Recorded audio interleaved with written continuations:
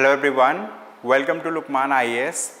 Today we are going to have the Hindu newspaper analysis dated 7th of March 2024. In today's newspaper analysis, we are going to cover the most important editorial articles from the newspaper, and also we are going to cover a mapping topic. And this mapping topic has been selected from the places that are mentioned in news. Okay, so let us start the discussion for the day. So before that, I would like to share some detail related to a Panch Sutra test we are conducting. Okay, so Panch Sutra tests are like 5 tests for the prelims exam. So these tests are available in online and offline mode also in our institute. So dates of the Panch Sutra test are mentioned over here. These tests are one of the most important tests that's going to help you to, let's say, qualify the prelims exam. Now with this, let us see the list of articles that we are going to cover in today's newspaper analysis. So today we will cover these many articles along with let's say place in news that is mentioned. So let us start the discussion. Alright, so this is the first topic that we are going to discuss today, and it says Black Sea. So Black Sea was mentioned in yesterday's news, as we discussed yesterday. Because let's say Ukraine has claimed that it has let's say attacked on a ship or of Russia. So that's why it is important for you to understand where is Black Sea located, and also we need to understand about the name of countries that surround the Black Sea. So if we see this particular map, which is shown to the left of the screen, so in this map what has happened is basically Black Sea region is shown, and along with this we have also shown, let's say, the name of the countries that surround the Black Sea. So which countries surround the Black Sea? So number one country is Russia. Okay, Russia surrounds Black Sea. Second country that we can see over here, it is Georgia, right? And the third country is Turkey. Okay, Russia, Georgia, Turkey, and then we have another country which is Bulgaria. Okay, you can see this is fourth country, Bulgaria. So Turkey has its borders till this particular place. Okay, over here till this place Turkey has its border. So that's why we are talking about Turkey. Greece does not share its maritime border with Black Sea. That's the thing. So that's why Bulgaria is the fourth country. Now if we talk about Romania, Romania is the fifth country over here. Okay, Romania does share its maritime border, right, with Black Sea. Because I'm going to showcase one more map to you to make it clear, because that is a colored map. Then we have another country which is Ukraine. So these are the 6 countries that share its maritime border with Black Sea. It is important for you that you remember the name of these countries that share border with Black Sea. Along with this, now let us move to the other map, right? So we are going to see this particular map, which is a colored map, right? So in this map we are going to locate the Black Sea once again in the same fashion that we have done in the past, right? That we have seen previously. So over here what we are going to do, we are going to make a clockwise rotation like this. In this fashion we are going to locate the name of the countries that are surrounding the Black Sea. So one of the countries is Russia, as we have seen. Second country is Georgia. Okay, Russia, Georgia. What is the name of the third country? Third country is Turkey, as we can see over here. Okay, Turkey. Then what is the name of the fourth country? See over here, Turkey has its borders up to this particular place. Okay, up to this place Turkey has its border, and this is a very important place which is known as Istanbul, because Istanbul is the gateway to the Europe. Istanbul is a city, or Istanbul is a kind of, let's say, place. To the east of Istanbul we have Asia, to the west of Istanbul we have Europe. Okay, this is the thing. So third country was Turkey. And what is the name of the fourth country? This is Bulgaria. As we can see over here, Bulgaria is the fourth country. Then we have Romania, fifth country, that surrounds, let's say, that share its maritime border with Black Sea. And apart from this we have Ukraine also. Ukraine is the sixth country over here. So these are the 6 countries that share maritime border with Black Sea. Apart from this, there are some other important regions also in this map that we are going to locate. One of the important thing is Crimean Peninsula. right? Crimean Peninsula. So where is Crimean Peninsula located? So this particular place, this place is known as Crimean Peninsula. Okay. Why the Crimean Peninsula is important? Because Russia has annexed, it has forcefully occupied this particular territory in the year of 2014. And before 2014, the Crimean Peninsula belonged to Ukraine, but Russia has taken control of it forcefully. That is technically known as like annexation. Okay, so it has been annexed by Russia in 2014. Apart from this, there is, let's say, like a sea which is known as Sea of Azov. So Sea of Azov has its openings to the Black Sea, okay, to the Black Sea, and over here there is a bridge also. Okay, this is known as like this bridge was in news many a times because this bridge was attacked, right? So soon after that, Russia has come out of Black Sea Grain Initiative. So that was in news last year. Okay. Apart from this, some other important regions, for example, Aegean Sea is connected with the Black Sea through this particular region, so that we can see at a later point. Okay. And to the south of it, we have Mediterranean Sea, as we can see. Okay, Mediterranean Sea. So now let us move to the first topic, right? Now let us move to the first topic of discussion for the day. All right, so this is the first topic that we are going to discuss today, and this topic is very, very important, very, very significant. Why? Because this topic talks about various important things. What are the things that we are going to understand through this topic?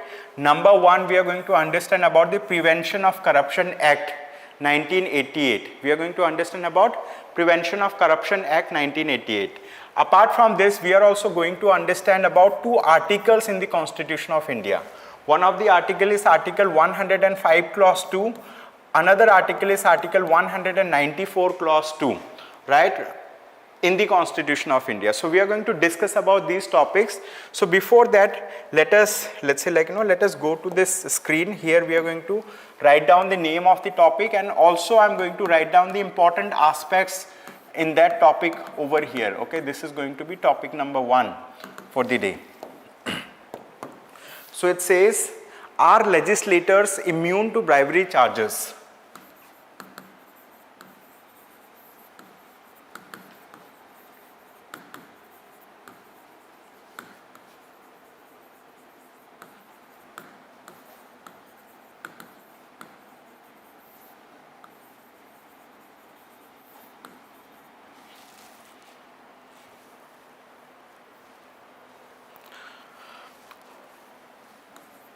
So it says, are legislatures immune to bribery charges? So what is the case all about? Why we are discussing about this topic? We are discussing about this topic because of a Supreme Court ruling. So recently, the Supreme Court of India has given a verdict. It has taken a decision, and this decision was taken by the Supreme Court, and there are 7-judge bench. Okay, how many judges? 7-judge bench of the Supreme Court of India has set to decide on this matter. To decide on what matter? To decide on the matter that relates to bribery charges against the sitting members of the legislature, right? So they are either members of the Lok Sabha or Rajya Sabha or of the State Legislative Assembly, means the member of parliament and the member of State Legislative Assembly. So, like, what is the case? The case is related to bribery charges, right? Bribery charges related to the member of parliaments and State Legislative Assembly members, okay? State Legislative Assembly members, MPs and members of State Legislative Assembly.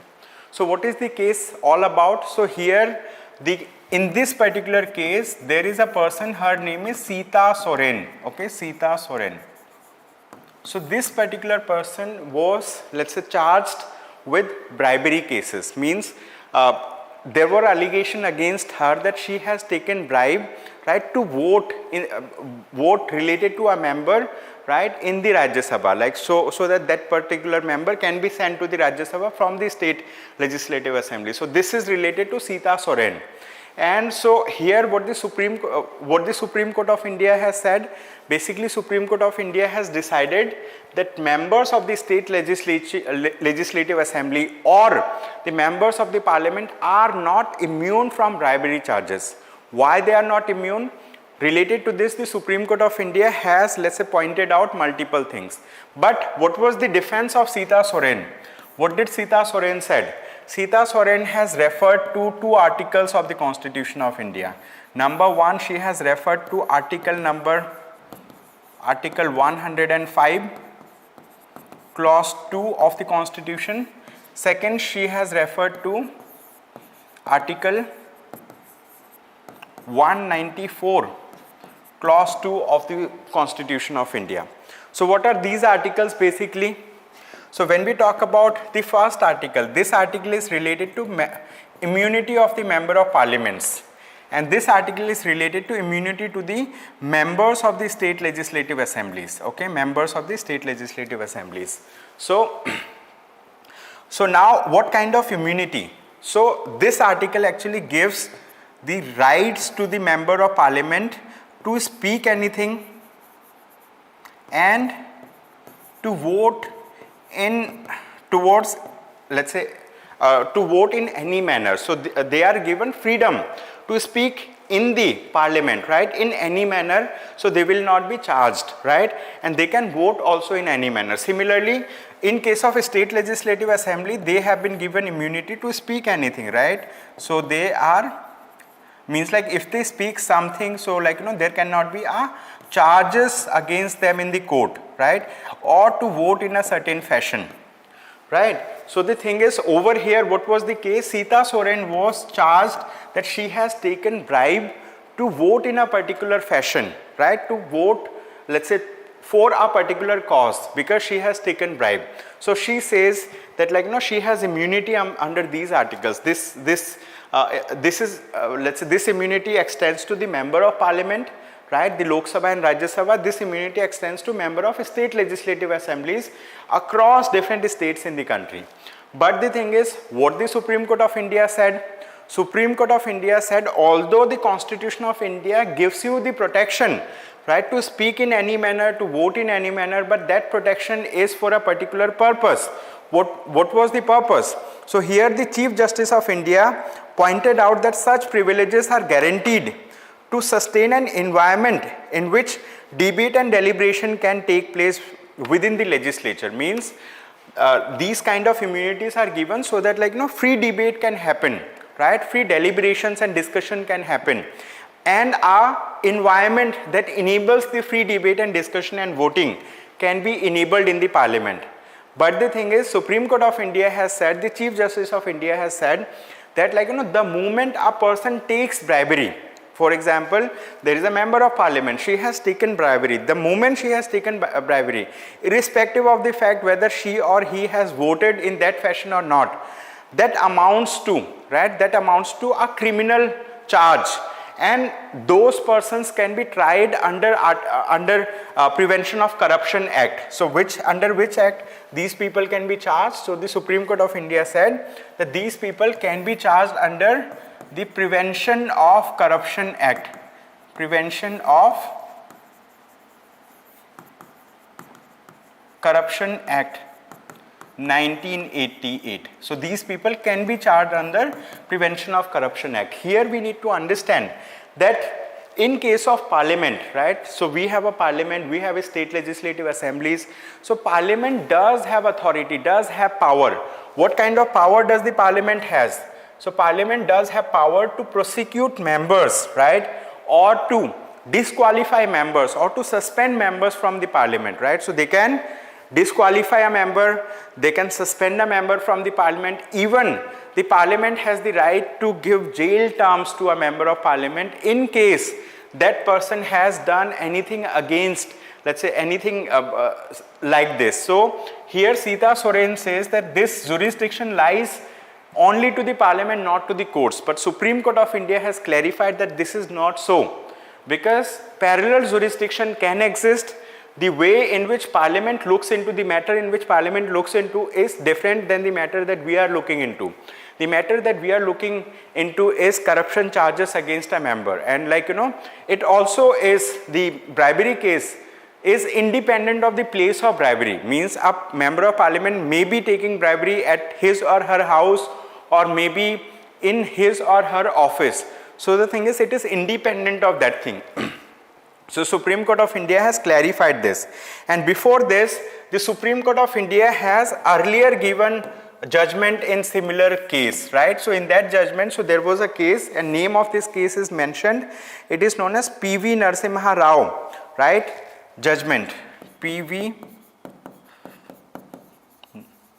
Narasimha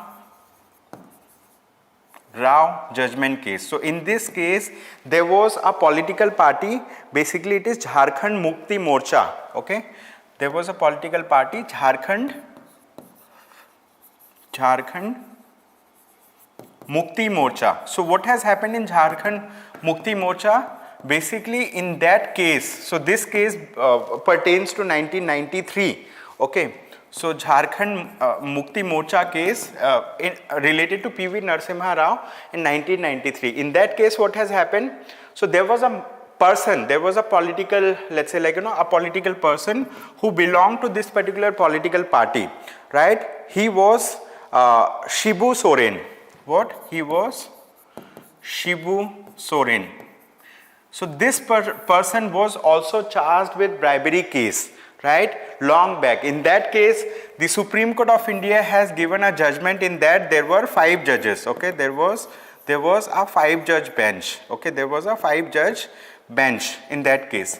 But there, let's say Supreme Court of India has taken decision, but they have kept these 2 articles as it is. Supreme Court of India did not say that these articles does not hold ground. They say these articles hold ground, but at that point of time 2 judges have opined that the legislative immunity granted under the Constitution could not be extended to such cases. The majority of them, while acknowledging the seriousness of the offence, ruled a narrow construction of the constitutional provisions may result in the impairment of the guarantee of parliamentary participation and debate. So basically here the Supreme Court of India in this particular case has said that these 2 articles are meant for protecting the freedom of speech inside the parliament, okay? Freedom of speech and freedom of voting inside the parliament. But such narrow cases cannot be construed as part of it, okay? So the bribery charges must be dealt separately. So here the Supreme Court of India has said this way, but now they have formed a 7-judge bench in this particular case, okay? So what is this Article 105 Clause 2? Article 105 Clause 2 of the Indian Constitution confers on MPs immunity from prosecution in respect of anything said or any vote given in the parliament or on any parliamentary committees, right? Similarly, Article 194 Clause 2 provides similar immunity to the members of State Legislative Assembly. So this is the case, okay? So with this, now let us move to the other article. So now we are going to move to the next article. So what this article is all about? So it says the tale of have money by miracle drug. The tale of have money by miracle drug. So we are going to discuss about this particular article and why this article is important. Basically nowadays we are seeing in newspaper articles that you take a capsule and you will be slim, means you can lose weight just by taking capsule. So this article is, let's say, analyzing this particular aspect, means can people buy those drugs in India? Are those drugs let's say permitted to be sold in India, and why they are not permitted? Why doctors are prescribing those medicines to the patients? And what that medicine was actually meant for. We are going to discuss all of it. So here I am going to write down some important aspects related to this article as well. So this is going to be topic number 2. This topic says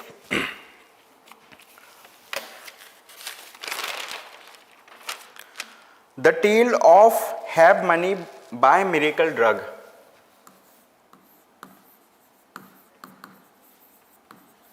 the tale of have money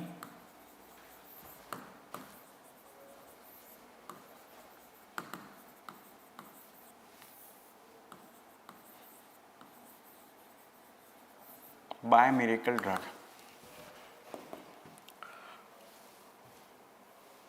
So let's understand about it. So basically what is the case all about, why we are discussing about this thing? Because of some advertisements that we are seeing nowadays. Okay, we are seeing some kind of advertisements. What are those advertisements? These advertisements claim that if there is a fat person, if there is a person who has, let's say, huge body weight, a person is fat, not healthy, so in that case a fat person, right, can purchase a capsule, or maybe tablet. Basically we are talking about it, so we are referring to this as drug. Okay, so that person can purchase drug, and if they consume those capsules or tablets, they can become slim. What? They can become slim, means like they can lose their bodily fat. So the question arises that are these medicines, right, are these medicines allowed to be sold in India? So what was this medicine originally meant for? So in this article they have talked about that this medicine originally meant for, let's say, like, treating type 2 diabetes mellitus. Okay, for treating the medicine that is being prescribed. So this medicine was earlier used for treating type 2 diabetes mellitus. Okay, type 2 diabetes mellitus. But the thing is, this medicine has not, this particular medicine that is being sold, it is not approved to be sold in India. It is not approved to be sold in India. And this medicine which is being recommended by, or which is being, let's say, advertised, this particular medicine is, let's say, like, very, very expensive. Very expensive. This medicine is very expensive. Means like a normal person like us cannot afford to have this medicine. Only high net worth individual, only very wealthy individual can afford to have those medicine. I mean, like, it is similar to, let's consider there is a person who is very rich, he can buy a Rolex watch, he can buy very very expensive watches and all. So those persons can afford to have these medicines. But the question is, like, if these medicines are not approved, then why doctors are recommending these medicines? If doctors are recommending these medicines, have any action taken against those doctors, right? And what is the role of the regulators? Are regulators doing something against it, right? So in this article, basically the author has talked about it. Author has discussed about, let's say, trials, sale approval in India, and exceptions related to this. And these medicines are referred to as miracle drugs. These medicines are referred to as miracle drugs. Okay, these medicines referred to as miracle drugs. But the thing is, here question arises related to the role of regulators, right? What regulators are doing. I mean, like, what regulators are doing. It is also related to role of doctors.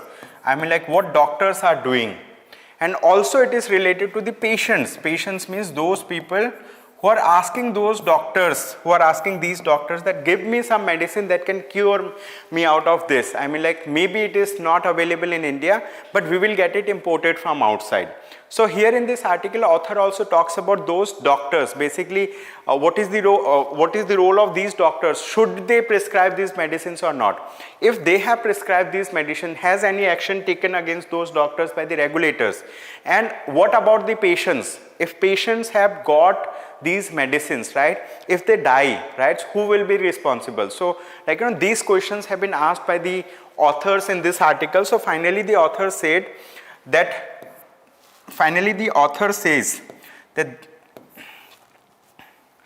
that these magic drugs which are being promoted in the media have not undergone clinical trials in India.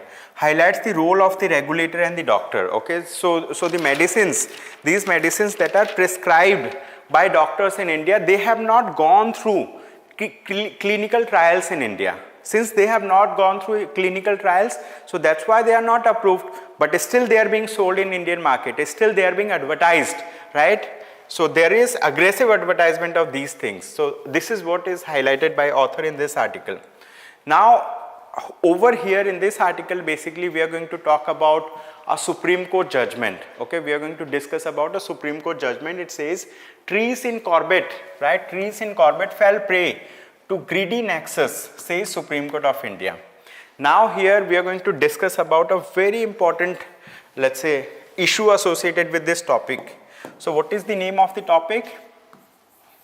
This is topic number 3. Here it says, so this article was there in page number 1. It is in the front page of the Hindu newspaper today, right? So if you have the physical copy of the newspaper, you can also read it from there, okay? Trees in Corbett.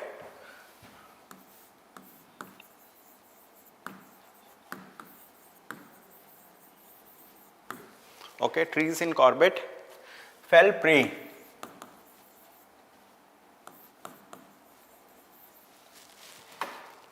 to greedy nexus.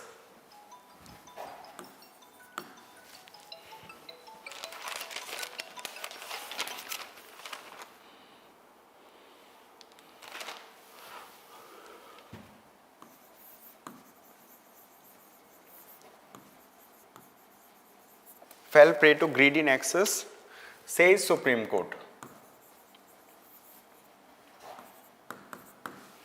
Okay. So here what we are talking about a national park and tiger reserve, okay. So this is known as Corbett National Park and Tiger Reserve.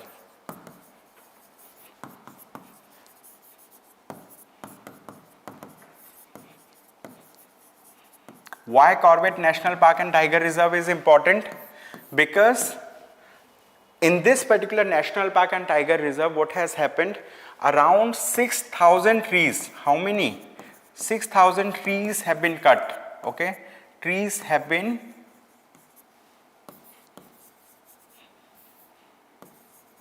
cut. Why these trees have been cut? To promote tiger safaris. To promote tiger safaris. What do we mean by tiger safari? Basically, you might have seen that, like, you know, people go and visit those tiger reserves. They go on jeeps, they go on, let's say, vehicles to see those tigers from nearby areas, and they actually, let's say, capture these photos. So this is a kind of, let's say, tourism that is promoted in these national parks and tiger reserves. But is it good to fell or to cut so many trees for promoting let's say, like, you know, tiger safaris in the Corbett National Park and Tiger Reserve? So basically this thing has been looked into by the Supreme Court of India, and Supreme Court of India, right, what Supreme Court of India has done, it has found nexus. What? It has found nexus. What do we mean by nexus? Nexus in Hindi means Mili Bhagat. So on one side there was a minister, right, on the other side there was a forest department official. So high level forest department official, or we can say an official, or he can be called as a civil servant, and on the other side there was a minister. Okay, so a minister and an official, they have colluded together, they have, let's say, like, you know, created a nexus to fell so many trees, and this has caused enormous problem, right? And Supreme Court of India has opined that trees are very important, because, like, you know, if we have more trees, it talks about that the ecosystem is healthy. So tigers and trees, they have some bond in the let's say forested regions. Why? Because if we have more number of trees, more number of tigers, so it is a healthy ecosystem. If we are felling trees, actually we are let's say reducing the habitat of the tigers. So the Supreme Court of India has said that action must be taken against the official and the minister. And not only this, the Supreme Court of India has directed the government to create a high level committee, right? Why high level committee should be created? Supreme Court of India said that a high level committee should be created to assess, to analyze whether let's say tiger safaris can be allowed inside the national parks or not. And Supreme Court of India has also recommended that like who shall be the members of these tiger safaris, who shall be the members, okay. So here the Supreme Court of India has said that this high level committee must comprise representatives from the National Tiger Conservation Authority, Wildlife Institute of India, Central Empowered Committee and a joint secretary from the ministry, okay. So Supreme Court of India has said that a high level committee must be set up to assess this particular thing, okay. What will be the role of the high level committee?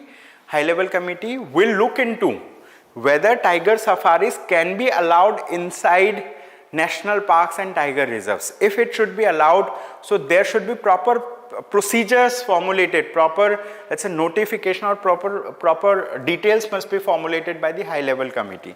And Supreme Court of India has also recommended that it should be a representative from the National Tiger Conservation Authority. In short, it is known as NTCA.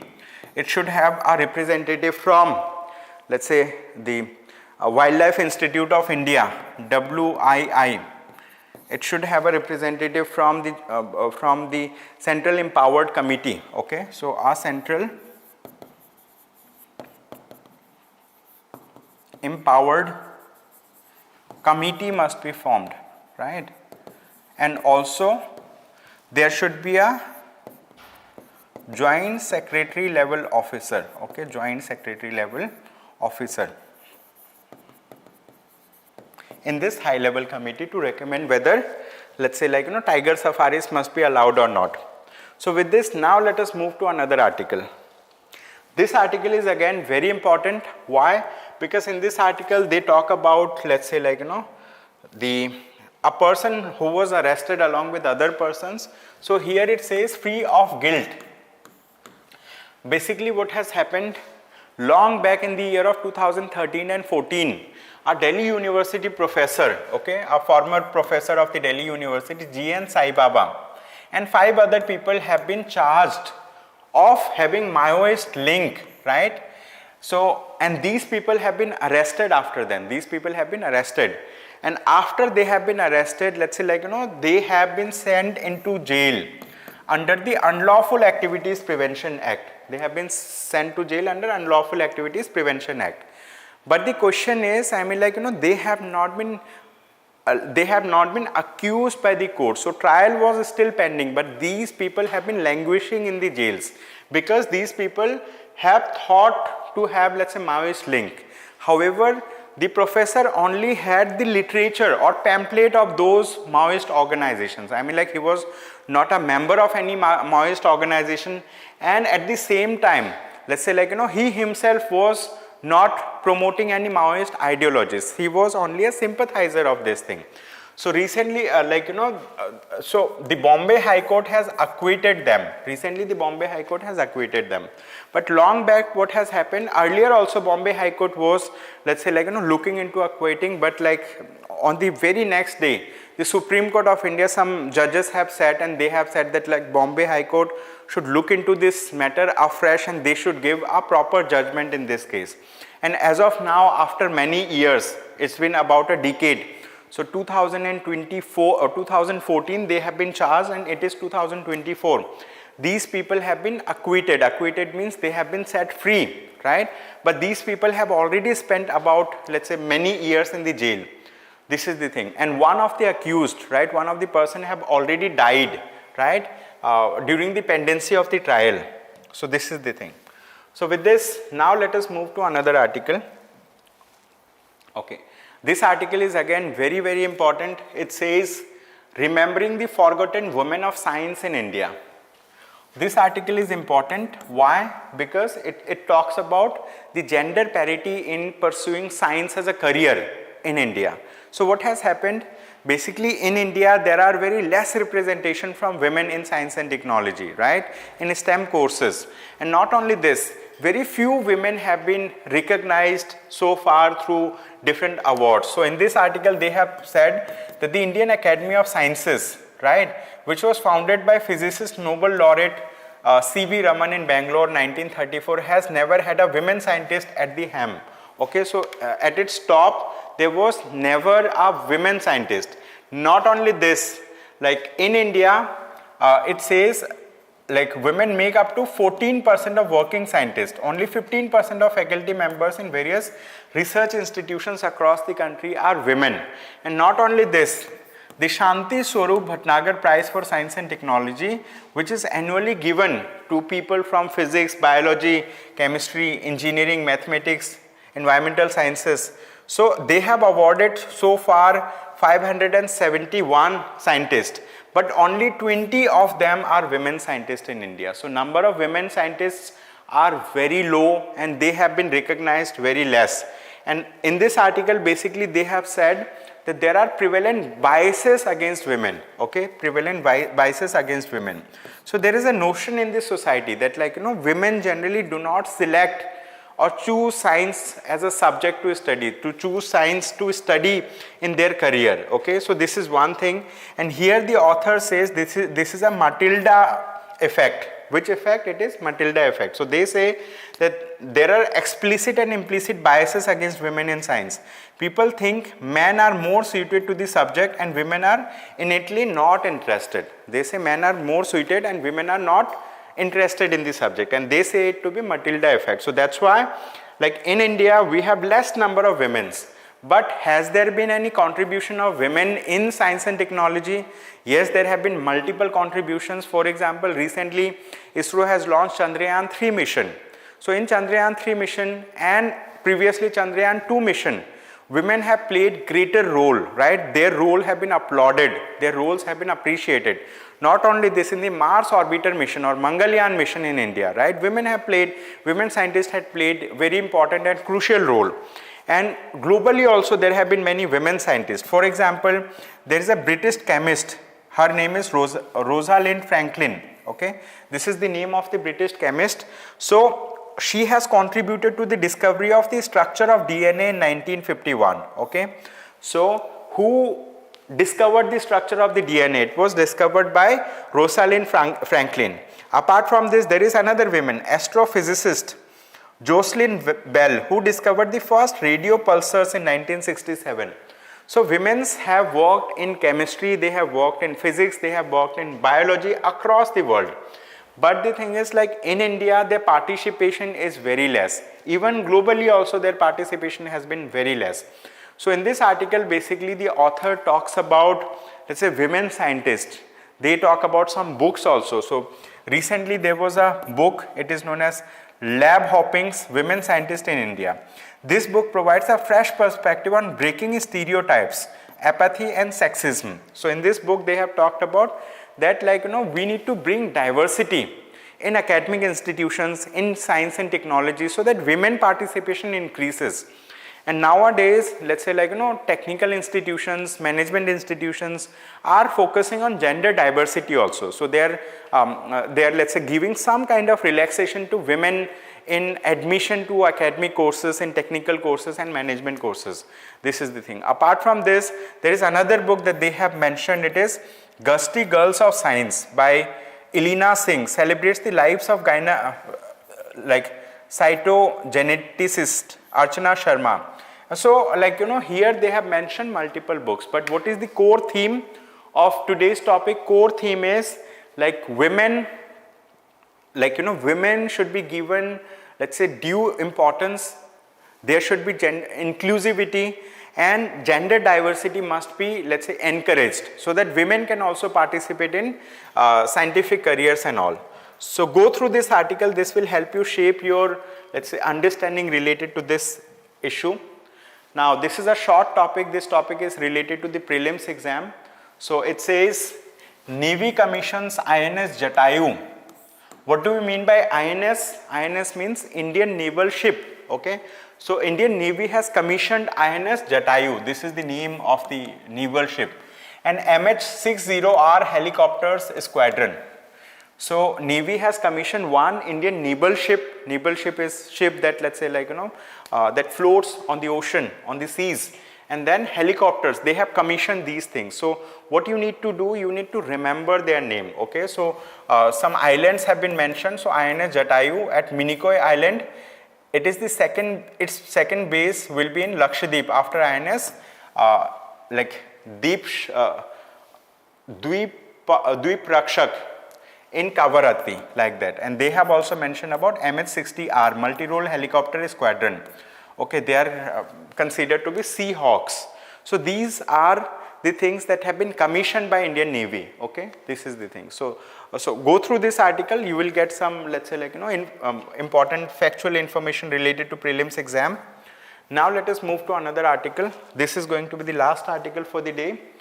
So it says RBI directs card issuers to let customers choose card network. Okay, so what has happened? Basically, the Reserve Bank of India has given a direction, and this direction is for the card issuers, that card issuers should not make any particular card to be mandatory for the customers. They should give freedom of choice to the customers so that customers can themselves select the card that they like. Okay, so in this article it says card issuers will have to provide an option to their eligible customers to choose from multiple card networks. Currently, choice of network for card issuers to a customer is decided based on arrangement card issuers have with card network. Okay, this is the thing. So basically, here they talk about the currently the authorized card networks in India include American Express, MasterCard, Asia Pacific, RuPay, and Visa. Okay, so here author says that card issuers, they should not only think of their own arrangement, but like they should give this option, this choice to the customers to select, like, that if they are taking any card, so in that case, whether this card should be of American Express or MasterCard or RuPay or Visa, it should be the choice of the customers, not that of, let's say, like card issuers. Okay, this is the thing. So with this, now let us move to our concluding section. So very soon one of our faculty member is visiting Hyderabad, and he is going to have discussion with the UPSC aspirants. So he will be on Hyderabad on 16th of March 2024, and from 10 AM onward he is going to take discussion, right? He is going to discuss with the students how to prepare for UPSC examination. It will be an interactive session in Hyderabad in offline mode. The address is mentioned over here. All of you, anyone who is interested, they can go here. Okay, so thank you so much everyone for joining today's session. Sakshi has joined, Vidya has joined. Thank you so much. I hope you have a good day ahead. Thank you.